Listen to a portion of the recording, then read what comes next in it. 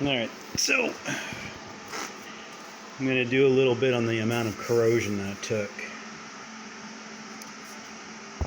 on this Hangkai. You can see it looks pretty bad. Looks are actually pretty deceiving. The aluminum's good. The paint is just, actually right there, the paint adherence is horrible.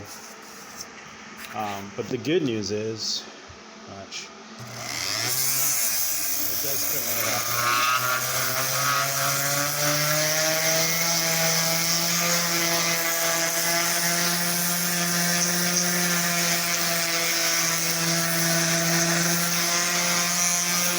But where it sticks, I don't know if you saw that because my finger is in the way, where the paint was sticking,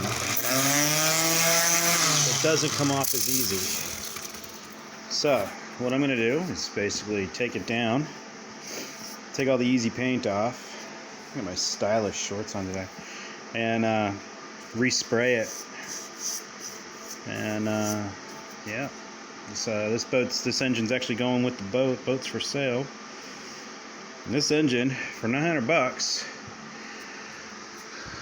Everything else looks brand spanking new on it. It performs so well. $900, it's not bad if you can deal with the corrosion issue. And I even waxed this before it even got wet. Alright, this is going to conclude part 3. One other thing. All the rubber bits, except for this bit, see that? Like the cap for the fuel and the rubber bit that goes around here, it all disintegrated into just dust, which got all over everything. So do yourself a favor and just rip those things off. But aside from that, it's a good engine. Alright.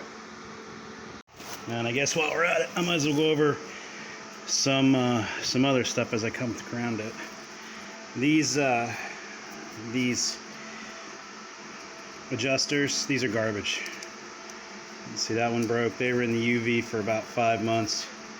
They literally just deteriorated to nothing, but I've got replacements.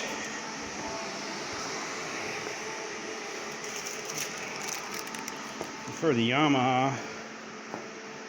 So, there you go. They are much thicker, UV rated, and although they're also probably made in China, I'm sure. Does it say? I don't know, but they'll replace these. So you'll see that in 3, 2, 1. Alright, so this is the replacement, and you'll hear these are metal. So off with the plastic crap, on with the metal, and these are about $14 on Amazon. I'll post the link down below. Alright, so I also added some Dynamat. This is actually how you're supposed to add it. You're not supposed to cream the whole freaking door panel or whatever with it. It's just to cover the wide areas, okay, where you normally get an echo. So I should have done this before, but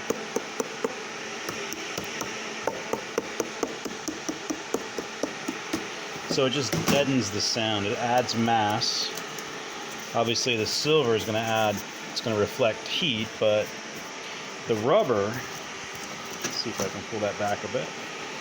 The rubber, this is the stuff we use in cars, but I also use it in boats.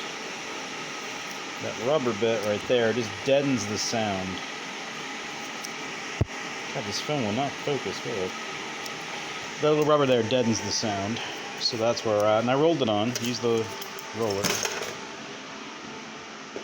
Here's where I'm at with the drive leg as far as painting goes.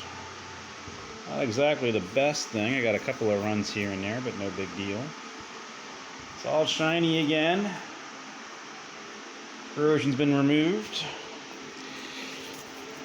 We used, this is the can I popped open for Redemption to do her transducers and through walls and her prop. So I figure, what the hell, So I spray painted the entire leg with it. Sorry I didn't get any pictures of that. Sorry. I know everybody likes video of every piece of it. You can't just use your imagination. Picture this, but that color. The whole thing, prop included. Normally I'd remove the prop, but I really didn't need to. I was able to get the whole prop done. It's not the prettiest paint job, but I think its job is corrosion. You can see I was able to knock that down pretty good. And these are now on, so they look good, and they're metal, so they're not going to go anywhere. They actually used these rivets, which the camera will not focus on. They use rivets, but I don't have the ability to, I don't have, what you normally do is you would put that through, like so, you know, through it like a screw, and then you'd